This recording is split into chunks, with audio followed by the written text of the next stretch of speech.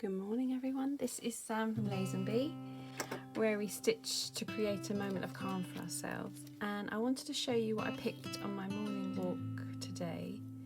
So this, I believe, is some kind of nut. I'm not very good with my biology, but it was so gorgeous. It has these little hats and the little face, almost like a lady's bonnet. And I thought this was so inspiring. I wanted to share it. It's just so cute. Something else I found that I don't know what it is, but it looked just so interesting. So it's some kind of flower that's turned into bits on it to catch onto other things.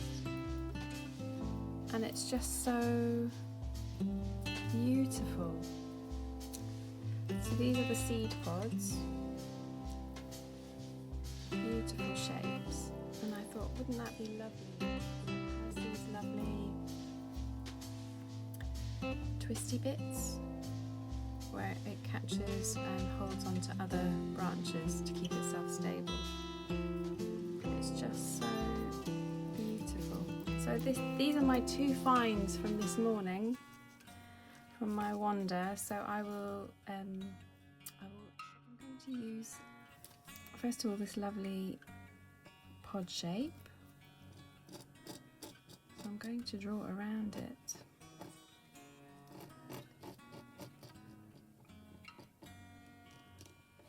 Like so.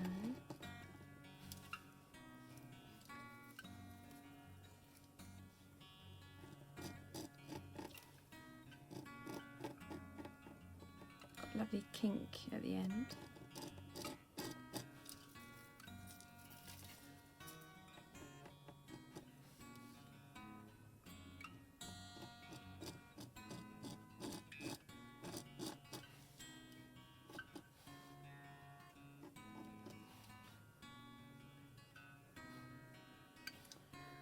And I think I'm going to do another one here.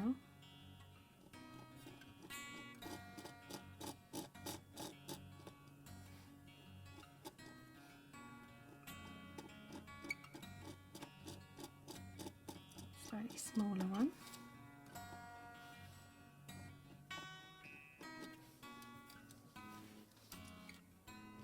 And I'm going to stitch those to see how they look and then add more later. Here we are back, and I have drawn my square, and now I'm going to stitch.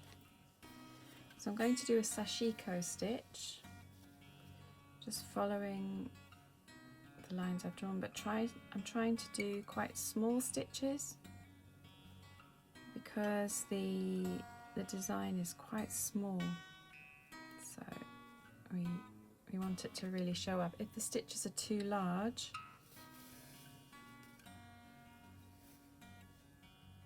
then it won't show well.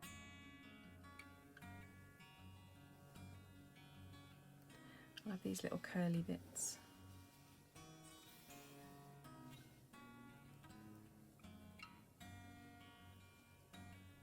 As you can see, I'm pushing the thread onto the tip of the needle. There are lots of videos of really experienced sashiko stitchers, and they've got really brilliant techniques. This is really relaxing for me, so I don't worry too much about not doing it exactly the same as they do. And for you as well, you find your way of stitching that really relaxes you.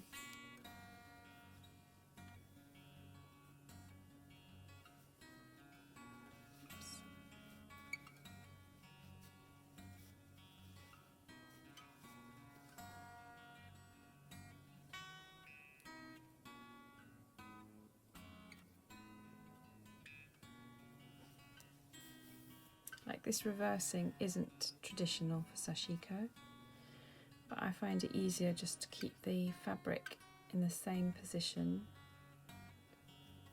and move my right hand with a needle, because I'm not doing, you know, like when you see sashiko, often it's that really meticulously, perfectly sized stitches. The modern one is, but the original sashiko was so rustic. So there we've got the little twist. So now I'm going to go back on my own stitches, just catching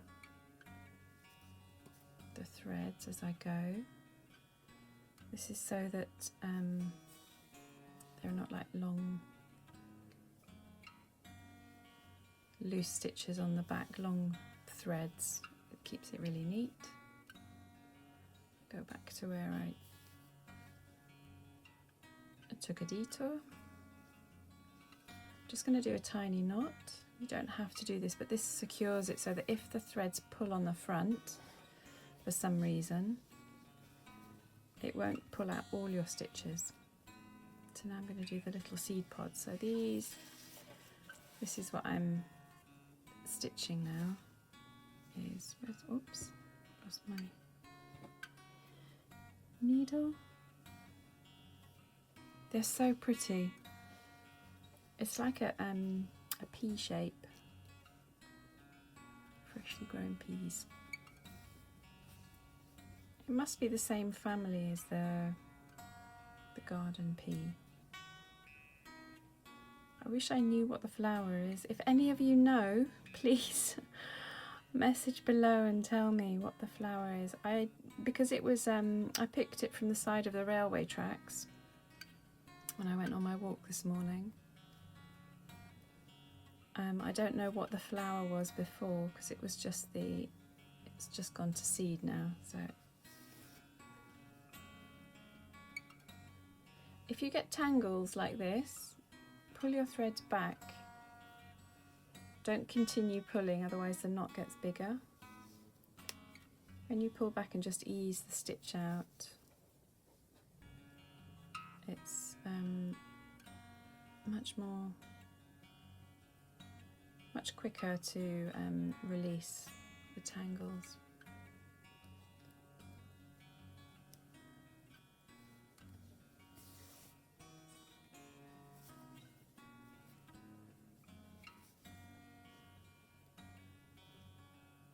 Then on the end,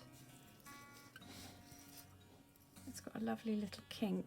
I hope I can capture that, but I'm going to do my version of it.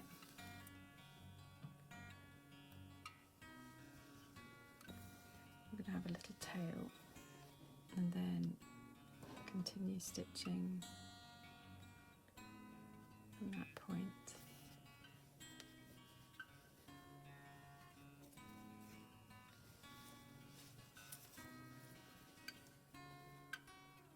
Back up.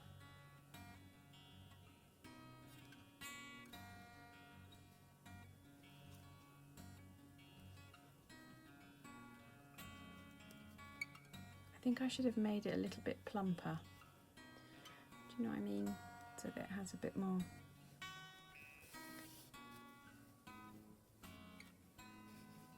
Bit exaggerated from the actual seed pod that I copied from.